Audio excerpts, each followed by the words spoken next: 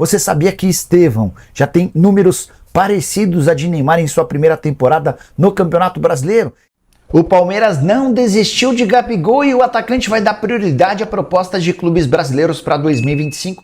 Hora de falar sobre Estevão, um menino craque do Palmeiras, acaba de se igualar a Neymar e vai superá-lo em breve, pelo menos na comparação com a primeira participação do Neymar no Campeonato Brasileiro. Quando o Neymar tinha 17 anos e defendia o Santos, sua participação no Brasileirão teve 16 momentos com gols. Foram 10 gols e mais 6 assistências. Já o Estevão chegou a essas mesmas 16 participações em gol. A grande diferença é que foram 9 gols e 7 assistências. Como ainda restam 12 rodadas para o Campeonato Brasileiro terminar, dá para cravar que o Estevão fará do seu primeiro Campeonato Brasileiro com 17 anos de idade um campeonato mais positivo do que o do Neymar. Com uma curiosidade, o Estevão é hoje o vice-artilheiro do Campeonato Brasileiro. Ele soma 9 gols contra 11 do Pedro, que não entra mais em campo. O Pedro, você sabe, o atacante do Flamengo, passou por cirurgia e volta só na metade do ano que vem. Então, a chance de o Estevão, em seu primeiro ano de Campeonato Brasileiro, se sagrar campeão com o Palmeiras e terminar como artilheiro da competição, é bem verdade que tem uma turma boa atrás dele. Se o Estevão tem 9 gols, com 8 aparecem o Lucero, do Fortaleza, o Verratti do Vasco e o Flaco Lopes do próprio Palmeiras. Com 7, Everaldo, Luciano, Hulk e Isidro Pita. Quero deixar 2 perguntas para você. A primeira delas, Estevão tem potencial para quê?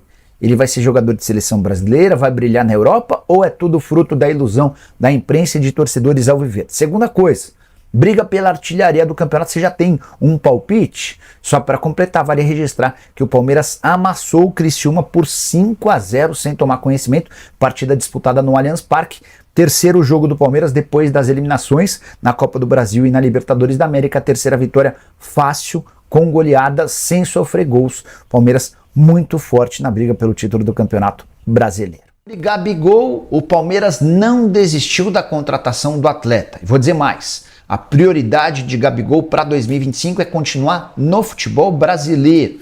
Informações que eu sou capaz de contar depois de uma conversa com o representante do atleta, o Júnior Pedroso. Já havia dito para vocês que, apesar de vários setoristas do Corinthians afirmarem, não há negociações entre Gabigol e Timão. Relação do Júnior Pedroso com o presidente Augusto Melo é bastante ruim desde janeiro, quando o Júnior Pedroso desmentiu de forma pública o presidente alvinegro. Desde então, nenhum representante do Corinthians procurou o Júnior Pedroso para estabelecer negociações. Vale a lembrança de que o contrato do Gabigol com o Fla se encerra em 31 de dezembro e ele já pode assinar um pré-contrato. Formação super relevante.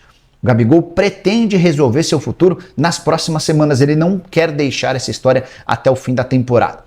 Sondagens e propostas não faltam, do Brasil e do exterior. Também de acordo com o Júnior Pedroso, times da Itália, da Inglaterra e da Turquia o procuraram recentemente, demonstrando a intenção de fechar. Diante disso, eu perguntei, Júnior, então quer dizer que a tendência é que ele vai jogar no exterior, as chances de jogar no Brasil são pequenas? A resposta, abre aspas, tem muita chance dele jogar no Brasil, mas é difícil falar algo agora, porque ainda tem muita coisa para acontecer, fecha aspas. Palmeiras, Cruzeiro, Corinthians, qual será o destino de Gabigol? Você tem preferência? Você gostaria do Gabigol jogando no seu time do coração? Só para completar, vale a lembrança de que o Gabigol em baixa no Flamengo já viveu momentos de muita felicidade e enorme futebol, não só com a camisa do Fla, mas também com a camisa do Santos. Pra gente falar de mais uma vitória acachapante do Palmeiras no Campeonato Brasileiro e que pra mim é o favorito a ganhar mais uma vez a competição.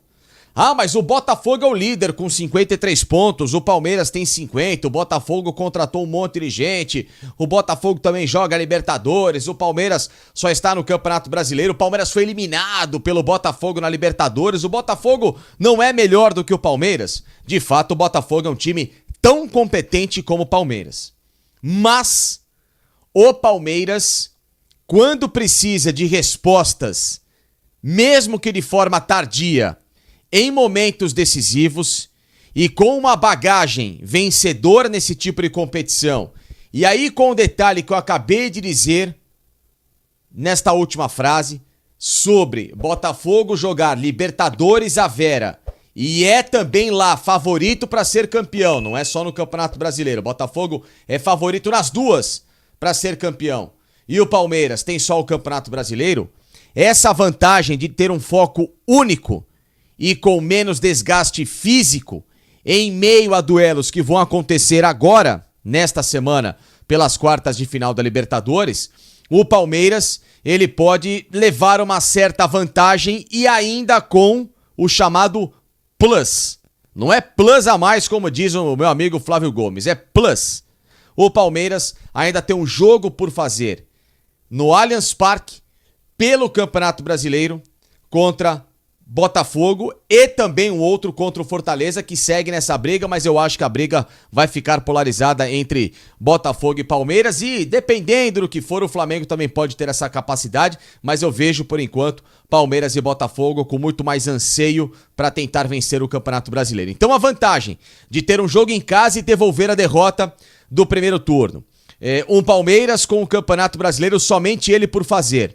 E além de tudo, mais do que ter o adversário dividido em competições, a matemática também ela é favorável ao Palmeiras nesse exato momento.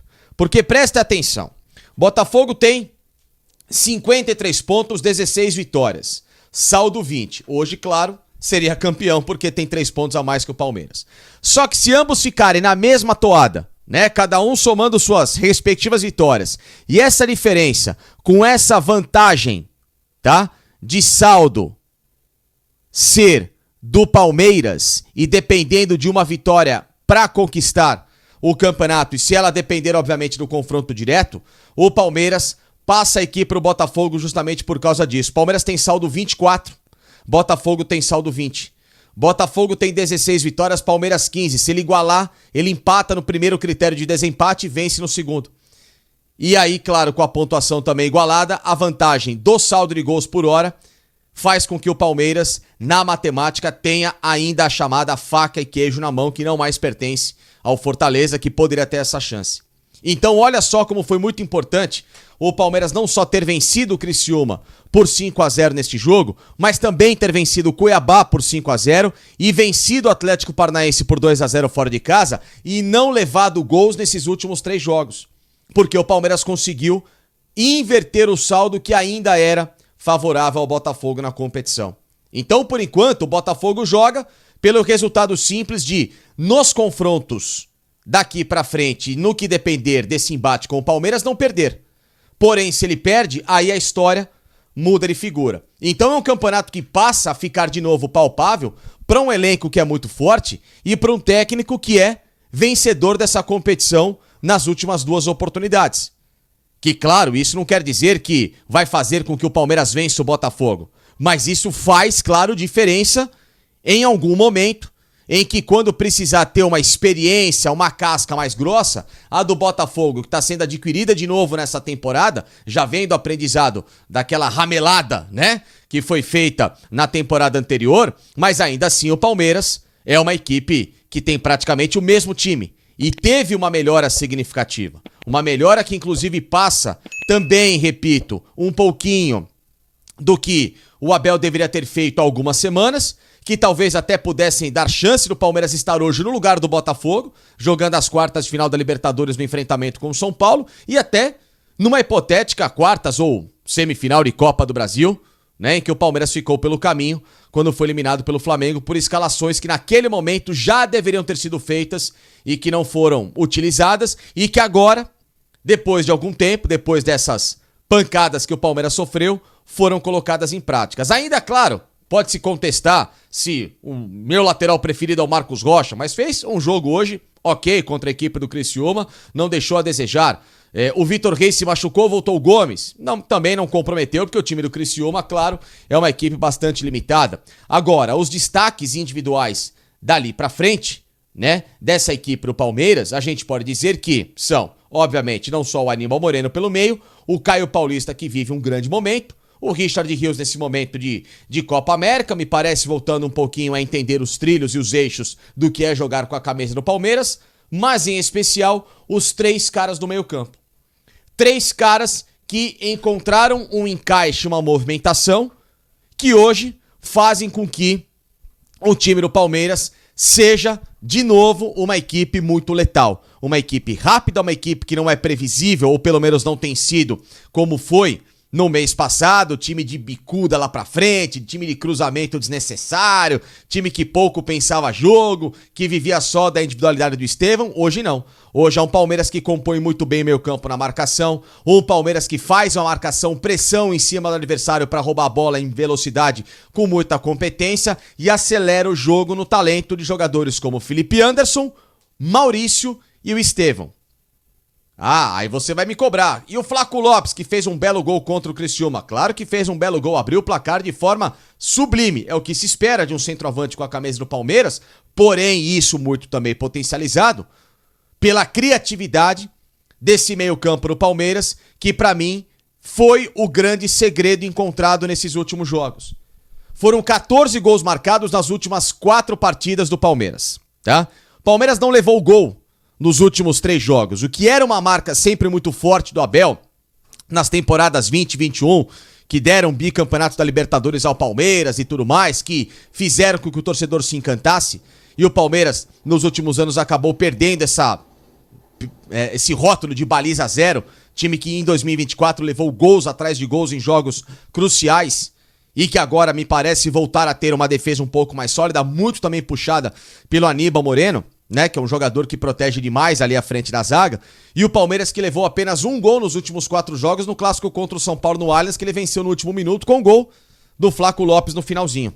Então é um Palmeiras que voltou a ter números e desempenho dentro de campo daquele velho time que fez com que o torcedor se sentisse confiante do que poderia apresentar dentro de campo. E não um time que em 2024 passava muito mais incerteza e dúvidas, e claro, uma carência bastante de reformulação, e esse time, eu acho que esse elenco ainda precisa de algumas reformulações e a chegada de outras peças, mas pelo menos já com uma trinca no coração que estava destruído, que era o meio-campo criativo.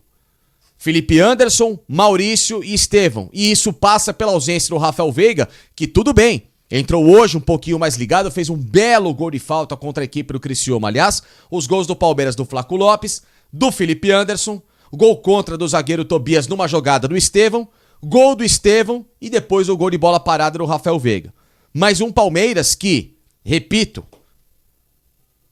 teve de novo um desempenho puxado pelo interesse e pela motivação daqueles que estão à frente.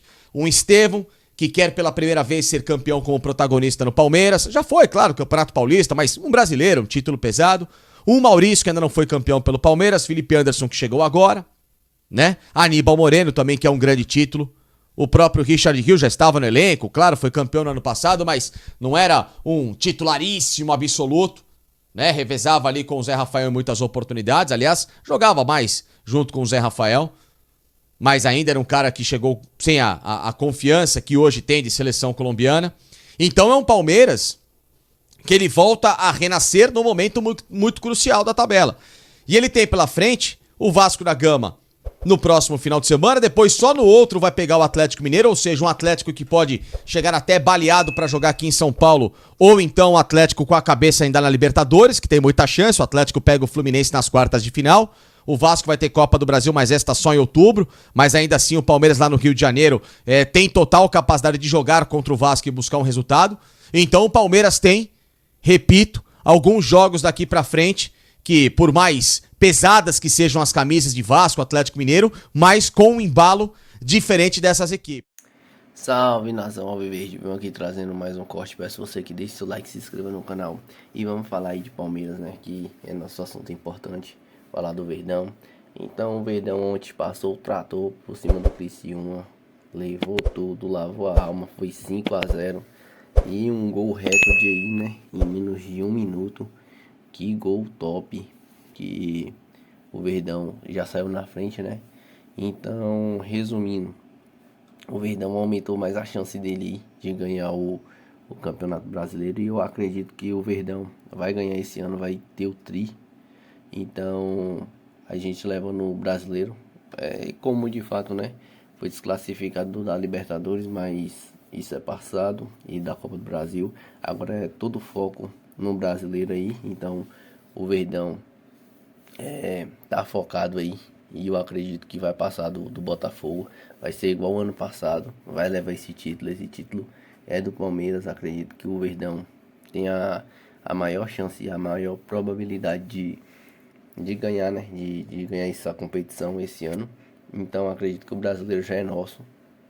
E mudando de assunto aí, tem essa história aí do Gabigol aí, né? Que tá repercutindo. Acredito que a Leila Pereira tá doida também pra trazer ele. Ele é um atacante que o Abel sempre quis. Eu acharia que ele faria sentido no Palmeiras, né? Porque ele é um jogador cascudo, um jogador que tem raça. E todo o histórico dele, de antigamente, de 2019 para 2022, é um histórico bom. Só que ele deu essa zincada aí no Fla-Mídia aí, no Fla-Merda. Então, a gente espera que se ele vir, né? Que no Palmeiras é diferente. No Palmeiras tem o Abel. No Palmeiras tem a torcida que pega no pé, né? Que nem a torcida do Fla-Mídia lá. Então acredito que se o Gabriel Barbosa vindo, vai agregar muito nesse time do Verdão, né? E a tia Leila aí prometeu 200 milhões de contratação ano que vem.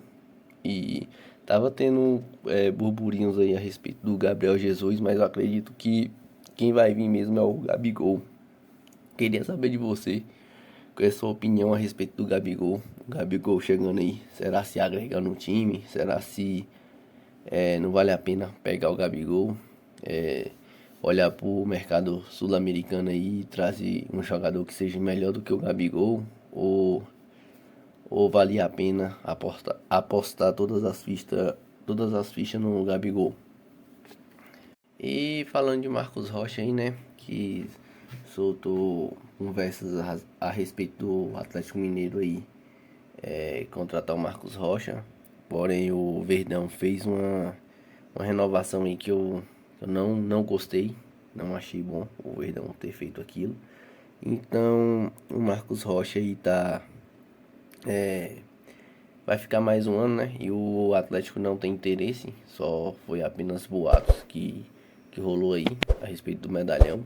E eu acredito que com o Diay no Verdão, o Verdão deveria ter dispensado ele, porque o Marcos Rocha é muito ruim. Ele já tá muito velho, entendeu? Então eu acredito que deveria ter uma reformulação aí na lateral do Verdão. Porém, essa é minha mera opinião, queria saber da sua. Deixa seu comentário aí, comenta muito nesse vídeo.